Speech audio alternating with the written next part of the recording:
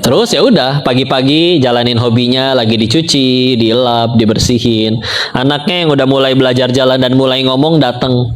Tahu-tahu ikut ngambil batu namanya di pekarangan ya. Terus digores-gores mobilnya. Catnya pada ngelupas. Ya respon refleks. Diketok tangan si anaknya. Seketika sakit, pingsan, baru ngeh karena yang lagi dipegang ternyata kunci Inggris ya. Beletuk karena lengan ya, kena tangan. Dilarikan ke rumah sakit, diperiksa dokter, ronsen. Cerita dokternya, "Pak, mohon maaf. Tangan anak Bapak tidak akan bisa digunakan lagi, sudah remuk." Ya. Anaknya bangun, namanya belum punya dendam ya. Nanya, "Papa, kapan tangan aku bisa tumbuh lagi?" Ya Allah.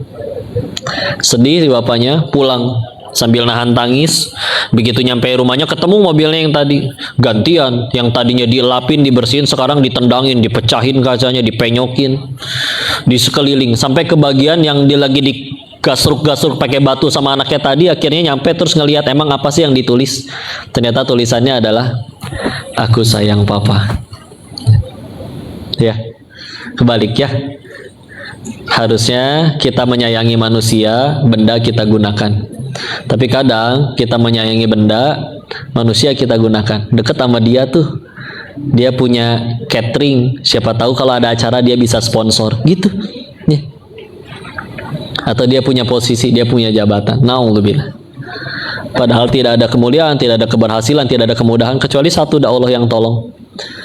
Dan tidak ada kita sanggup mempertahankan eksistensi diri kita dengan baik segala macam kalau bukan karena Allah yang tutupi. Di luar sana ada lagi selingkuh belum ketahuan, bukan karena jago nyembunyiin. Allah masih nungguin dia tobat aja jadi ditutupin. Bukan karena dia pandai punya handphone lain, chattingannya nggak pakai WA tapi pakai ya ojek online dan yang lain-lain, enggak lah. Ya. Sehingga ya minimal dari lisan dulu itu aja ya. Tadi temanya elevate with sustainability, betul ya?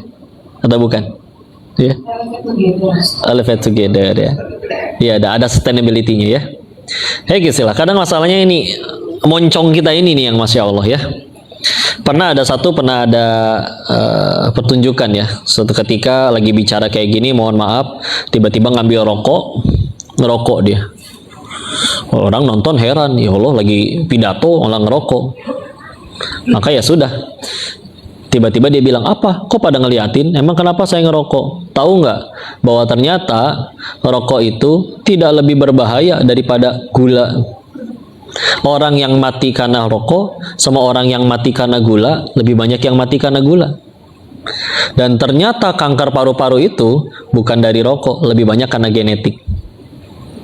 Orang ngedengar kayak gitu, dari 10 orang 5 udah berangkat beli rokok. Ketika udah berangkat baru dia bilang, "Tahu nggak kalian semua, dari tadi saya bohong." Ya. Maksudnya berarti apa? Ketika kita nyampein sesuatu tapi dengan intonasi yang tepat, meyakinkan, bisa kegocek tuh orang tuh. Karena bahaya sekali ini, Masya Allah, luar biasa. Ya. Dan ini masalahnya keluar sesuatu tergantung isi nih. Ya. Yang gara-gara ini salah sekali, bisa ngejungkalnya tuh punten ya, naudzubillah. Bisa ya udah hancur sehancur-hancur nih. Sehingga pernah kejadian juga ada kalau anak-anak ya kadang nyoret-nyoret tembok gitu. Bapaknya lewat. Terus ya nggak bisa ngontrol emosi. Hehehe.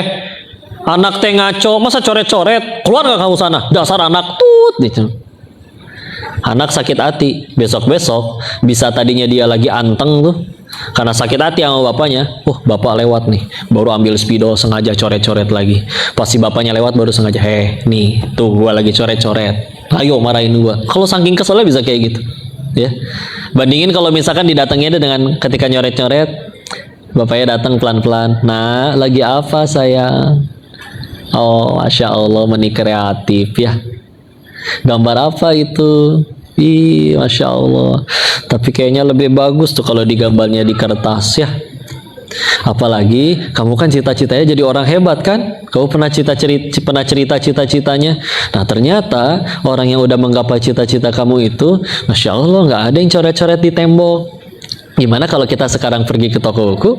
Yuk kita cari buku gambar yuk. Ayo, heran kan? Ada sakit hati? Nah enggak. Kadang sepele sebentar, keceletuk, celebleret. Dan sesuatu yang keteriakin cuma 5 detik itu bisa jadi menghancurkan seseorang sampai puluhan tahun ke depannya. Kayak pernah dapat kisah lain lagi terkait seorang memang single parent, ayah sama anak doang. Ibunya udah nggak ada. Maka si anak dengan pengen ngebales jasanya si ayahnya, ya pengen untuk ngebahagiain orang tuanya. Cuman ya ternyata ayahnya agak pelit dalam memuji. Tapi dia getol belajar sampai di salah satu momen dia di bangku kuliah berhasil tuh. Di semester pertama nilainya sempurna dan semua mahasiswa baru seantero kampus dia nilainya paling tinggi. Dia cerita ke temannya, kali ini saya pasti bisa bikin bangga ayah saya. Nelpon, Nut, ya deh, ada apa? Papa lagi sibuk nih. Iya Pak, ini dapat info, ini udah bagi rapor. Terus apa? Udah, kalau enggak mentar aja. Papa lagi sibuk tahu. Udah. Tutup. Dia ninggalin temennya. Beberapa hari ketemu lagi kemudian. Kawannya ini, kawan yang cerita ini, yaitu kawannya itu cerita bahwa anak yang tadi dapat nilai tertinggi itu, oh ketemunya sekarang, ya mohon maaf ya, di tempat minuman. Lagi dalam keadaan lagi minum, lagi mabuk. Orang kadang makin mabuk tuh makin jujur ya. Dia cerita, buat apa lagi? Satu-satunya manusia yang paling pengen aku bahagiain itu adalah ya udah ayah saya doang. Ya, tapi kalau ternyata apapun yang aku lakukan tetap gak akan bisa buat dia bahagia, ya udah itu buat apa? Terakhir dapat info 2 bulan kemudian yang tadi cerita terkait si anak yang berprestasi tadi, ngabarin akhirnya. Anak yang kemarin ditemukan di IGD sudah mati overdosis narkoba. Ya. Kisah nyata. Sehingga akhirnya ya Allah, mulut tuh bisa segitunya. Ya. Ya, cuman ya itu dia, mulut itu keluar dari apa yang ada di hati. Makanya kan ada nasihat, kalau lagi marah diem udah ya. Dan kalau lagi seneng jangan janji. Ngegampangin kalau lagi seneng. Kalau lagi marah udah diem. Ibarat kalau misalkan ada botol soda dikocok terus langsung dibuka tutupnya pan meledung ya, keluar. Tapi dikocok taruh, bukannya nanti 2 hari lagi, ya udah tenang lagi. Maka istilah ya, pentingnya kasih sayang. Untuk manusia disayangi, benda itu dipakai, digunakan. Kau ngambil kisah dari tokoh hebat dalam Islam, Umar bin Khattab radhiyallahu anhu. Suatu ketika beliau mau ngangkat gubernur. Nah, Umar bin Khattabnya ini lagi jadi khalifah, di saat itu adalah presiden ya. Paling tinggi soalnya jabatannya. Terus yang namanya si cagupnya ini mau datang, disuruh datang ke kediamannya Sayyidina Umar. Datang, akhirnya pas lagi datang ngelihat pemimpinnya Sayyidina Umarnya lagi main sama cucu anak kecil. Segagah-gagahnya orang Pak, main sama anak kecil kan kadang tetap bisa konyol-konyolan ya. Ciluk. Nah ya, Insya Allah. Maka ceritanya si cagup ini tuh kayak, ya bahasa sekarangnya mah ilfil gitu. Masa gini pemimpin kita yang menurut hadis katanya setan aja nggak berani papasan, mendingan milih jalan yang lain daripada papasan sama Sayyidina Umar gitu. Main sama anak kecil. Ngelihat ekspresinya kayak gitu dipanggil oleh Sayyidina Umar. Kamu, kenapa mukanya kayak begitu? Gak punya anak cucu apa di rumah? Langsung ciut. Punya Amirul Mu'minin. Iya ampun, mohon maaf. Terus kamu di rumah nggak pernah kayak gitu main sama anak cucumu seperti tadi? Enggak pernah sama sekali, karena dia ngerasanya itu menurunkan wibawanya. Maka kata Sayyidina Umar, pulang kamu sana. Kenapa? Apa kurangnya kualifikasi saya? Kenapa tidak jadi dilantik, tidak jadi diangkat? Jawabannya Masya Allah, kalau kepada darah dagingmu sendiri saja engkau tidak bisa berkasih sayang, bagaimana engkau akan menyayangi umatnya Muhammad Sallallahu Alaihi Wasallam? Pakai cinta, weh. Karena kadang ketika orang berdakwah, memimpin, mengajar, kan kadang pertanyaannya, saya harus S3 dulu ya, saya harus hafal 30 juz dulu ya, saya harus nguasain berapa ribu hadis dulu ya. Ilmu penting, biar ngomongnya nggak ngalor ngidul. Tapi ya, ketika kita punya rasa kasih sayang kepada orang yang pengen kita dakwahi, ajari atau pimpin, cukup segitu juga. Karena ngedakwahin satu hadis doang hafalnya tapi pakai hati, Allah bisa menjadikan 1000 orang tergerak hatinya, padahal modal kita satu doang tuh hadis. Daripada hafal 1000 hadis tapi niatnya salah, pengen dianggap keren, nunjukin lebih pinter, menggurui, Allah bisa jadikan gak ada satupun mau mengamalkan satupun hadis padahal dari 1000 hadis yang dia hafal. Pernah kejadian juga di Surabaya ya, nyampein ilmu tapi nggak pakai kasih sayang. Surabaya kita tahu lagi cuaca terik misalkan, ini kejadiannya di lampu merah, bapak-bapak lagi diem sambil nahan panas di lampu merah, nunggu lampu merah menuju ke hijau. Sambil diem, tahu-tahu di belakang ada yang telat ngerem, kesenggola spakbornya, bukan jidatnya, bukan badannya, bukan tiguling, bukan ketabrak ya. Maka kesel dia, balik badan, yang telat ngerem tadi digebrak. Sabar dong, innallaha ma'as-sabirin, tahu. Wah bener ayatnya mah, bener itu dalilnya, Al-Baqarah 153 itu. Tapi ngomongnya nggak pakai kasih sayang, berantem pak di situ. Pakai dalil padahal, ya. Kasih sayang bukan berarti juga oh ya udah ambil ilmu belakangan. Ilmu penting, karena nggak pakai ilmu ngalor ngidul. Kayak misalkan contoh ya, orang tua saking sayangnya sama anak nggak pakai ilmu, akhirnya minta apa aja selalu dikasih. Ya nanti anaknya juga yang bermasalah ya. Salah gak pernah disalahin, minta apa dikasih, nggak boleh enggak. Kalau ada dia salah, yang mohon maaf yang dipecat ART-nya. Ketika nanti orang tuanya udah nggak ada, dia harus menghadapi dunia luar sendirian dan ketemu ke peraturan. Oh nggak bisa saya ketemu peraturan, karena peraturan adalah dirinya, itu yang dia tahu. Nah emang dulu waktu kami di pesantren, pernah cerita 95% dari santri yang bermasalah memang adalah ya anak-anak yang di rumahnya mohon maaf jadi sultan, salah nggak pernah disalahin ya, ada salah malah ART-nya yang dipecat, nggak bisa dia ketemu peraturan. Oh berarti dalam Islam boleh menghukum anak ya kok. Hukuman dalam Islam itu seperti obat, namanya obat, dosisnya tepat sembuh, dosisnya kebanyakan overdosis, dosisnya kurang nggak mempan, ya ukur silakan dosisnya ya. Jadi nggak berarti semua. Begitu juga kita hidup kan, jujur. Kalau sedari lahir sampai detik ini kita selalu kepengen apa langsung langsung dikabul, nggak pernah ada satu doa kita belum dikabul. Jujur, jadi manusia seperti apa kita kira-kira? Mungkin nggak ngerti namanya sabar, nggak ngerti namanya tawadu, nggak ngerti namanya toleransi. Ya, maka naudzubillah. Ada yang nyampe kayak ngerasa wah berarti aku suci, berarti aku mulia, makanya doaku. Oh enggak lah, aslinya juga sebelum kita doa juga Allah udah tahu kita tuh mau doa apa ya. Terus ngapain kita tetap berdoa? Ya aslinya kan nunjukin kehambaan, karena nanti ada momen dimana kayak misalkan ya Allah masalahnya besar, uang nggak ada, teman nggak ada, kok beres, ternyata benar saya cuman hamba. Kalau engkau sudah tolong beres tuh, nggak ada gimana-gimana.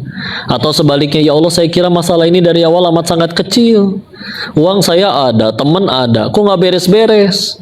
Ternyata benar saya cuma hamba, engkau nggak tolong nggak bisa apa-apa. Ya, ya udah istilah lah. Tinggal kita ninggalin legasinya apa. Kadang renungannya gini ya. Kalau di masjid-masjid entah di mana aja ya, kadang kan suka tiba-tiba ada pengumuman ya, Inna lillahi wa inna ilaihi roji'un.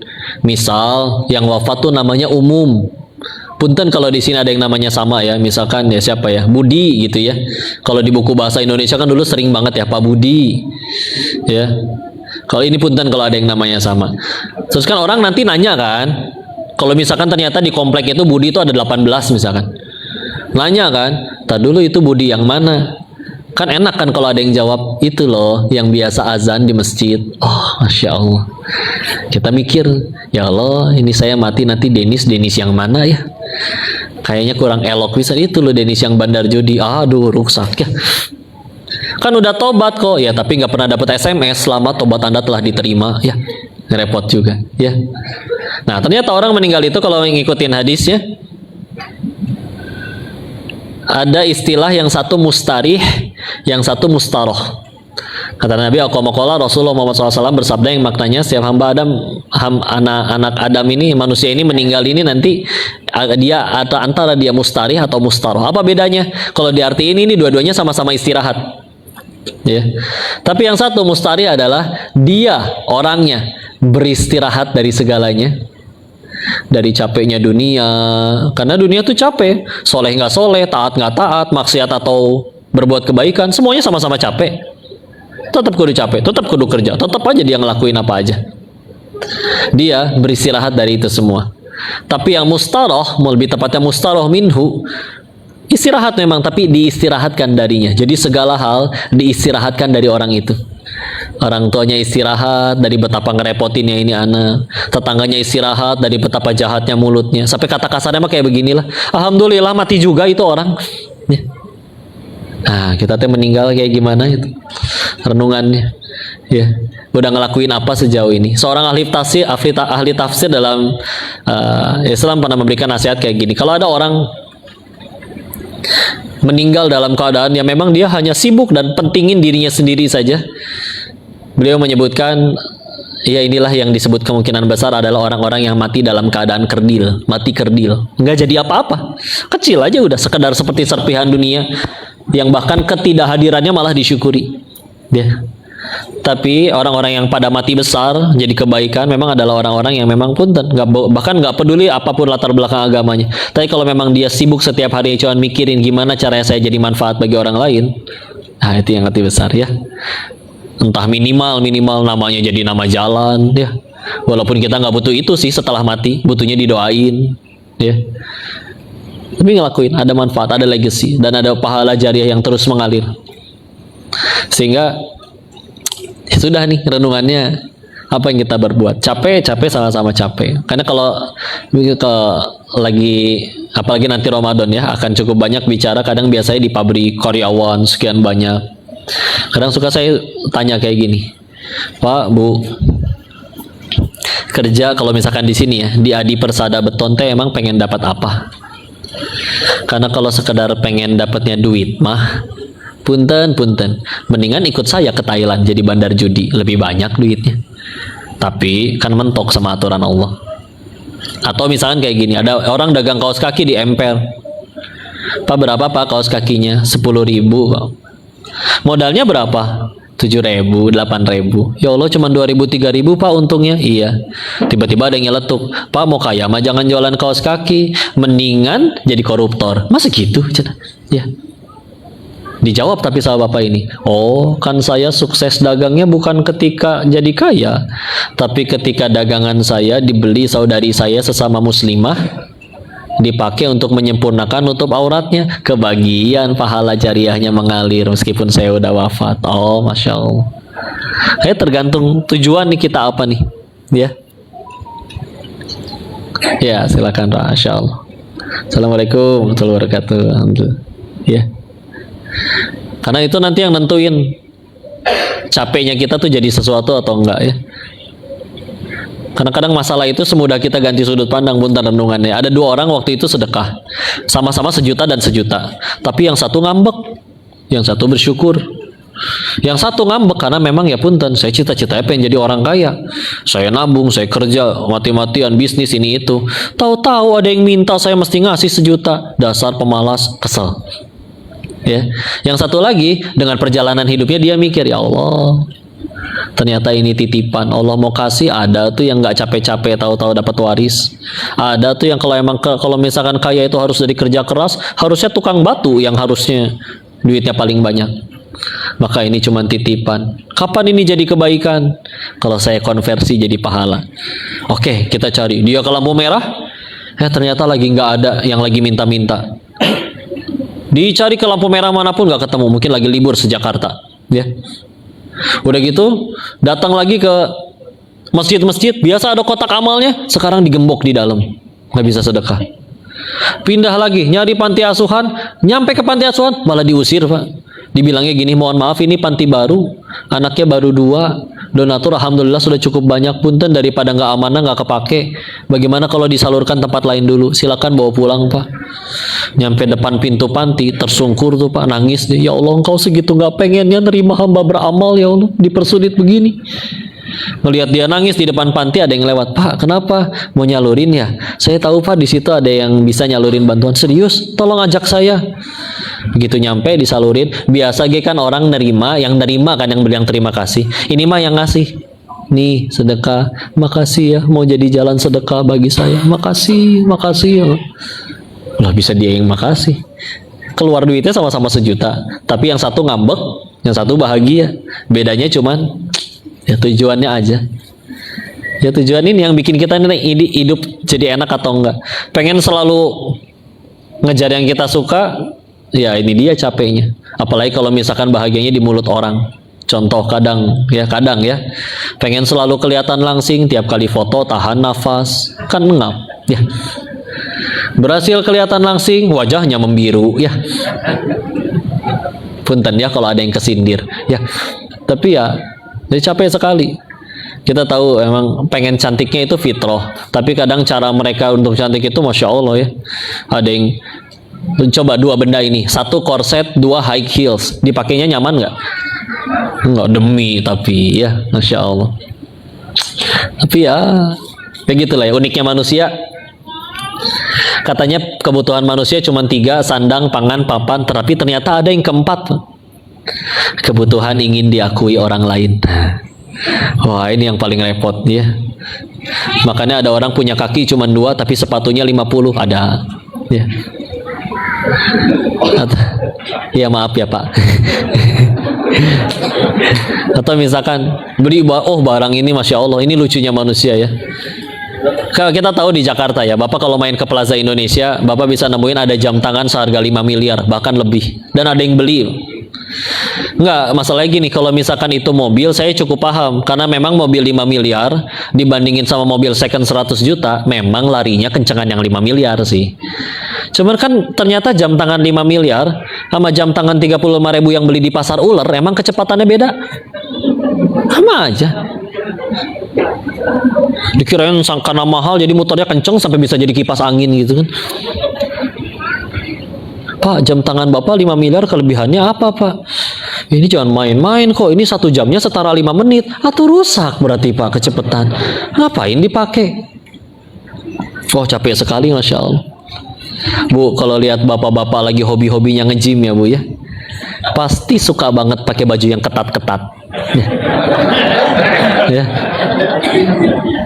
Paling senang kalau ditanya toiletnya di mana. Pak, WC di mana?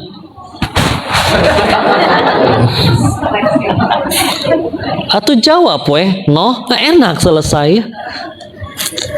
Mana orang juga ujiannya macam-macam. Pak, ada sebagian jenis orang Pak yang ujiannya adalah memang dia mau pakai barang semahal apapun orang tetap nggak percaya Pak. Emang kayak nggak pantas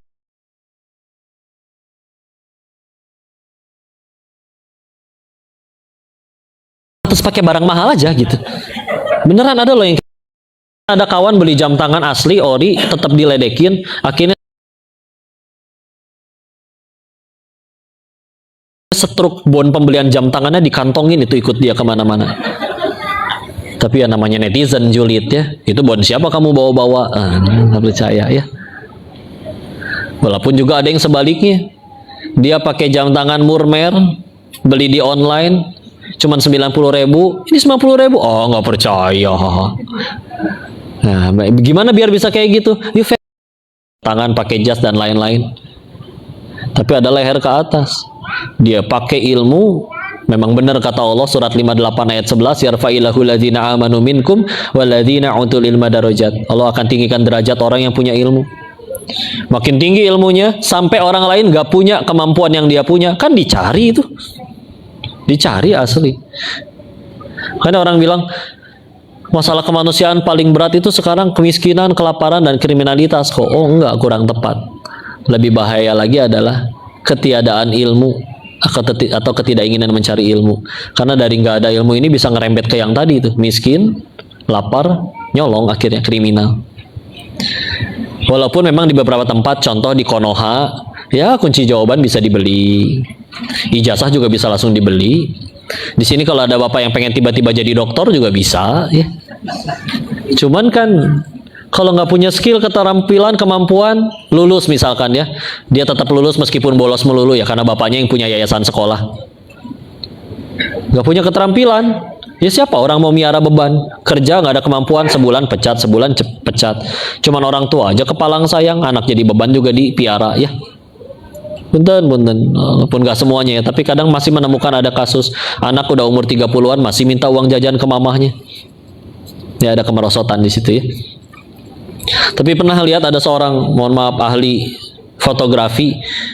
Dia seumur hidup nggak pernah ngelamar kerja, nggak pernah nyebar CV. Tapi memang ya udah setiap hari belajar gimana caranya dia ahli banget dengan kameranya. Ya kira kan dia punya ilmu yang orang lain nggak punya. Orang rebutan tuh nyari, Pak saya mau nikah Pak, tolong difoto sama Bapak. Kapan Neng? Bulan depan. Oh maaf, jadwal Bapak penuh 3 bulan lagi. Nggak apa-apa Pak, saya nikahnya 4 bulan lagi aja. Yang penting Bapak yang moto ya. Ya Allah segitunya. Untung cuman ganti jadwal, nggak ganti calon. Tapi ahli ya udah dikejar kalau sudah ahli. Ya. Ya kita mau kayak gimana nih? Ya. Nah, istilah. Kayak sudah ketika akhirnya kerja di sini, siapa sih yang paling beruntung dari setiap perusahaan?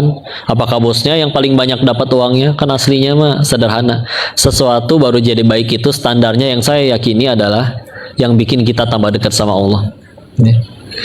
Teman-teman mana yang paling baik? Bukan yang paling rajin traktir, tapi yang ya dia banyak bikin kita ingat sama Allah.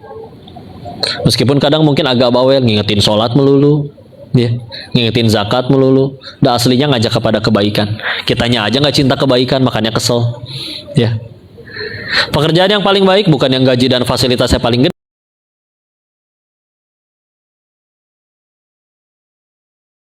gede, tapi yang semenjak kerja di situ dahinya tambah banyak bersujud. Sekedar banyakmu kalah atau sama Firaun kayaan, kalau bicara kaya-kayaan mah.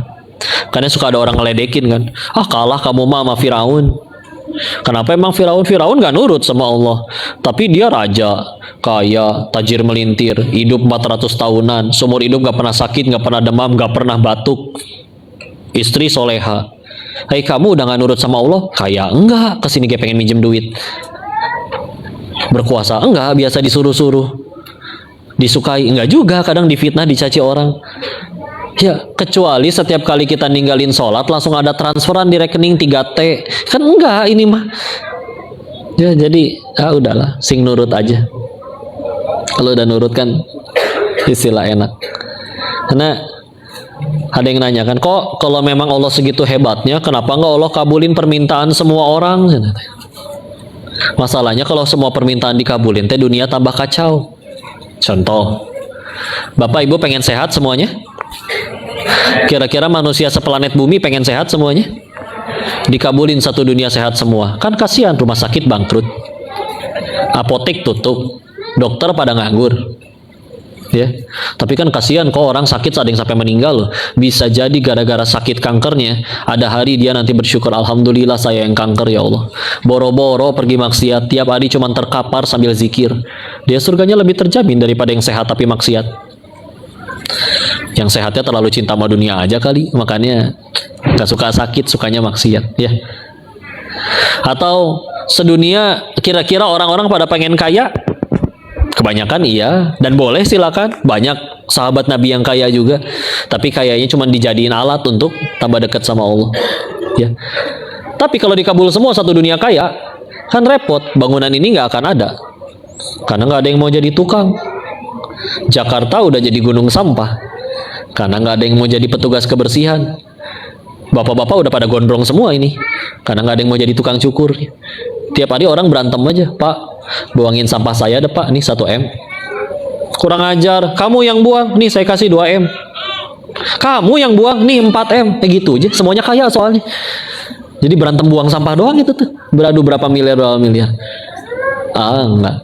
Tapi silakan mau perannya apapun, selagi nurut sama Allah, selalu punya peluang untuk bahagia. Kalau bahagia harus dari banyak duit atau punya jabatan dulu, Allah dong yang nggak adil, kan Allah yang aturin. Ya, mangga ya. Yang pengen kaya, tapi kita nggak akan ditanya saldonya berapa. Ditanyanya dapatnya dari mana, dipakainya untuk apa. Mau duitnya 100 T, tapi kalau dapatnya halal dipakainya manfaat, mangga. Daripada duit sejuta-sejutanya, dapatnya dari pinjol dipakainya buat judol, rusak ya. Pengen viral, mangga. Tapi dah ingat popularitas teh cuman alat untuk ngenalin Allah. Mumpung punya follower, kita meninggal nggak ditanya followernya berapa, tapi ditanya follower kamu ajarin apa.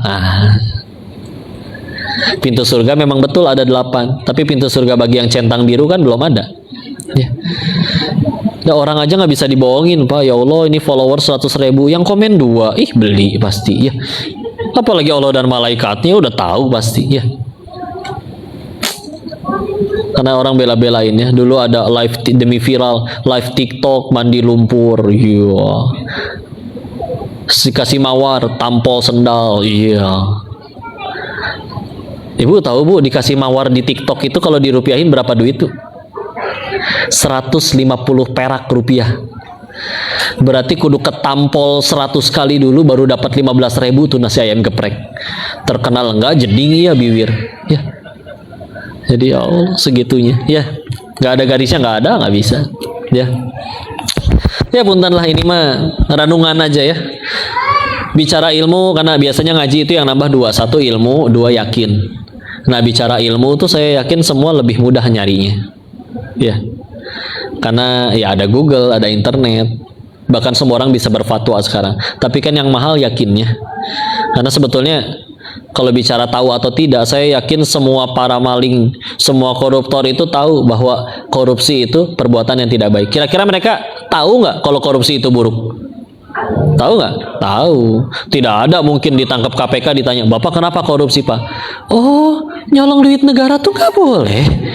Iya, asal saya baru tahu. Nggak ada, nggak mungkin.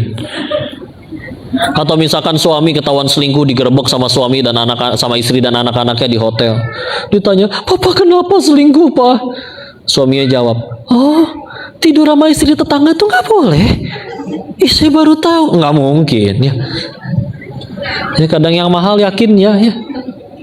Bisa jadi ada sampai pun dan ya, misalkan suami pelit sama istrinya, mungkin karena tidak cukup yakin kalau ngasih ke istri bakal Allah ganti berkali-kali lipat. Betul? Mau direkam Bu buat si bapak? Enggak lah, di sini mah dermawan semua si bapaknya ya. Ya udahlah. Yakin mahal. Dulu waktu Nabi Ibrahim alaihissalam harus masuk ke dalam api padahal menyampaikan kebenaran. Kira-kira Nabi Ibrahim yakin tidak bahwa api itu panas? Tahu tidak? Pasti ya, api itu membakar. Tapi lihat, beliau lebih yakin tentang 3 hal daripada yakin api itu panas. Keyakinan yang pertama, kalau kata Allah saya harus mati, jangankan pakai api, nggak pakai apa-apa juga saya bisa mati. 2, keyakinan yang kedua, kalau kata Allah saya akan mati, mau api, mau gempa, mau tsunami, meteor jatuh, gak akan mati demi Allah, gak akan kena, gak akan jatuh sehelai rambut pun bahkan ya. Kalau nggak kata Allah nggak ada takdirnya. Itu keyakinan yang kedua. Ketiga, kalau ternyata udah lakuin untuk Allah tetap mati, maka ia yakin pasti Allah ganti dengan sesuatu yang jauh lebih baik. Beliau lebih yakin tentang 3 hal tadi daripada yakin api itu panas. Bismillah. Maka membaca hasbunallah wa ni'mal wakil, ni'mal maula wa ni'man nasir. Allah jadikan api dingin untuk beliau. Selesai ya. Yang mahal yakinnya. Ya begitulah. Alhamdulillah. Izin, karena kita kayaknya sampai asar, saya sisain waktu untuk barangkali ada yang didiskusikan, ditanyakan, atau barangkali dikoreksi barangkali saya ada salah menyampaikan ya. Maka dikembalikan dulu kepada Ustazah MC kita. Tafadhol, silakan. Baik, selanjutnya yaitu sesi tanya jawab.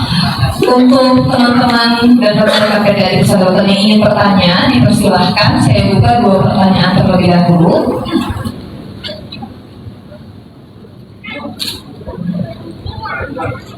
Silahkan.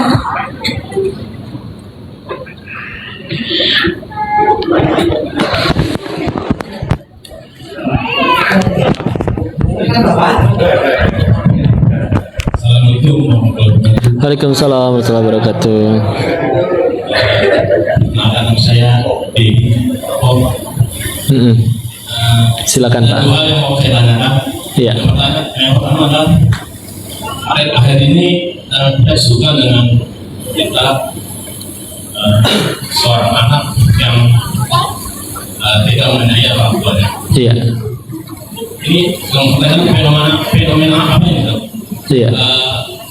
Apa yang salah dalam pendidikan pada anak? Padahal zaman saya dulu sama orang tua tuh takut bener. Iya. Bapak udah ngomong dan kita udah. Iya. Itu yang pertama. Iya. Yang kedua, nah ini mengenai secara audis kan dulu kan seorang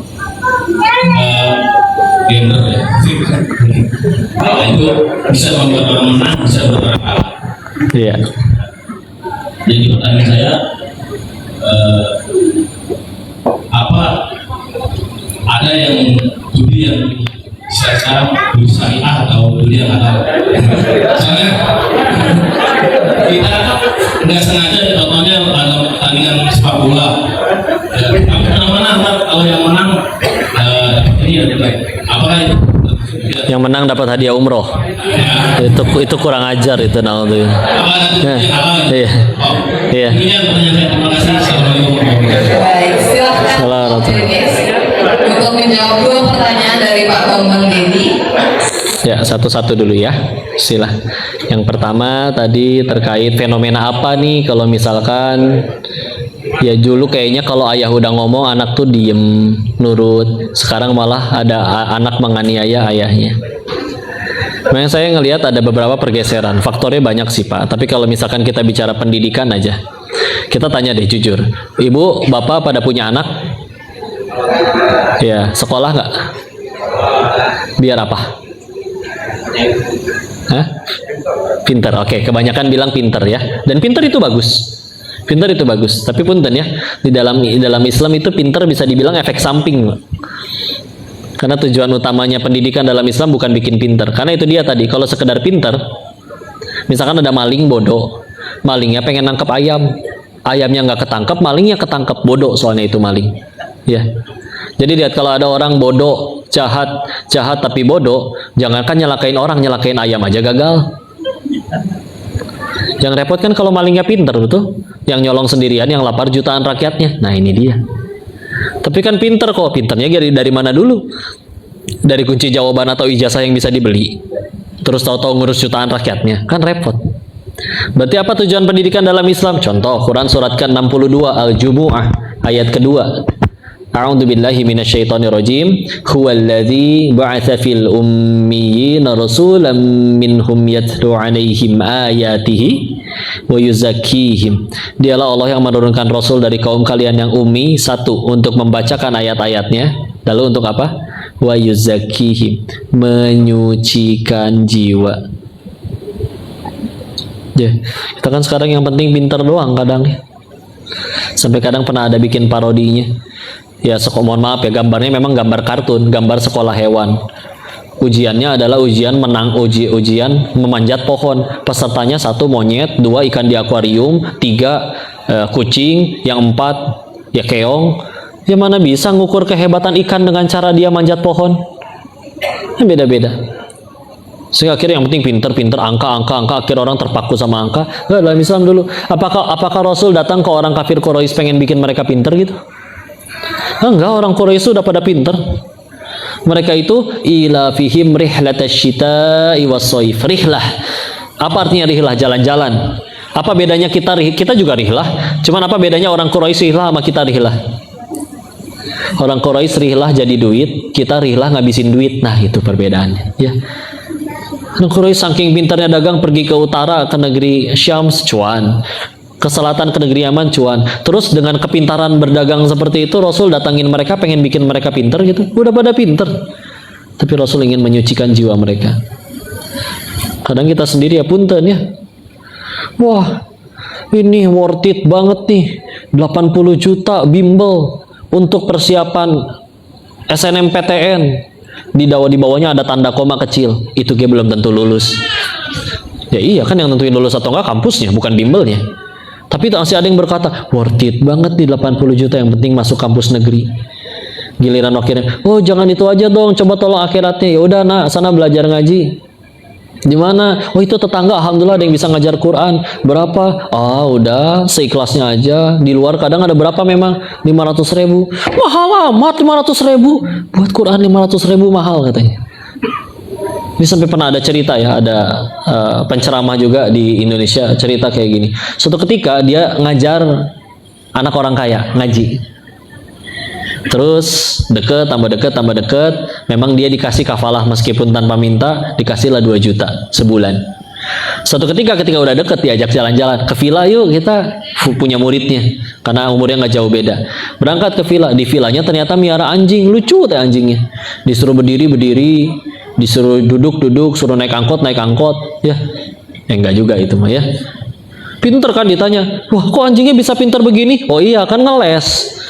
Wah ada les anjing, anjingnya dilesin. Berapa biaya les anjing? 8 juta katanya. Ah gelo, ngajarin anjing 8 juta, ngajarin majikannya 2 juta. Ya. Besok nggak mau ngajar lagi dia, ditanya, oh, kan Ustaz kenapa nggak datang ngajar? Iya enakan ngajar anjing, gitu katanya. Ya ini mah dagelan bercanda, tapi ada yang kayak begitu ya. Sehingga ya itu jadi renungan bagi kita juga ya. Tujuannya apa? Pendidikan. Dan yang paling penting tadi lah, anak ibu ganteng, tampan, pinter, viral, kaya, terkenal, tapi bapak ibu diperlakukan seperti film azab Indosiar, mau? Enggak. Tapi misalkan ini anak, ya Allah matematikanya kurang kok, coba tes, nah 2 tambah 2 berapa nah? 5 kok, ya Allah. Tapi ibu bangun bangun sholat subuh, dia baru beres tahajud sama witir. Anak lain dimintai tolong sama mamanya, berantem dulu, ini anak malah ada yang bisa saya bantu mama. Anak lain baru belajar alif batasa, itu gak dipaksa. Ini anak udah lagi ngapalin juz 27. Ah kan enak itu Qurrata A'yun, Masya Allah. Istilah ya. Yang kedua tadi apa? Judi, ada nggak judi yang halal syariah? Tidak ada Pak ya. Sesuatu kalau sudah Allah larang. Hati-hati Pak. Saya banyak bicara tentang perjudian ini. Memang efek sampingnya adalah banyak website judi yang menggunakan video ceramah saya diedit pakai AI, bilang bahwa ada judi halal, judi syariah, gambarnya ngambil foto kajian, misalkan lagi kayak tanda terima kasih dikasih bingkai, terima kasih telah mengisi kajian, misalkan di sekolah di mana, di crop, dibilang wah sudah dihalalkan oleh MUI, yang penting berpeci aja yang dipoto, padahal enggak ya. Dan ya gitulah, mereka punya makar, tapi kadang dilihat lagi komennya, oh banyak juga, lebih banyak yang nggak percaya. Dia nggak ada beneran. Lagian kalau judi di zaman sekarang itu nggak bisa dibilang judi lagi Pak. Kalau judi yang zaman jahiliyah dulu beneran pasti 1 menang 1 kalah, masih ada peluang menangnya gitu. Kita duduk berdua sama Pak Dirut misalkan, nebak angka ini ganjil atau genap, 1 menang pasti 1 kalah.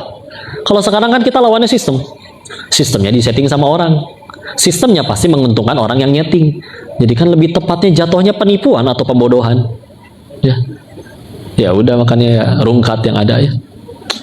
Wallahu a'lam bishawab, kurang lebih seperti itu. Tidak ada judi yang halal, yang tidak ada. Yang sudah Allah tunjukkan ada, silakan. Yang mau berdagang, ada akad-akad yang boleh, ya ijaroh, ya mudorobah ya. Ijaroh itu dikasih upah, mudorobah itu bagi hasil, silakan. Yang sudah boleh. Selain yang di luar yang Allah haramkan, udah jangan. Mungkin nominal bisa dapat, tapi kalau berkahnya hilang, ya lihat para koruptor itu ya. Duit banyak nggak ada berkahnya, stres.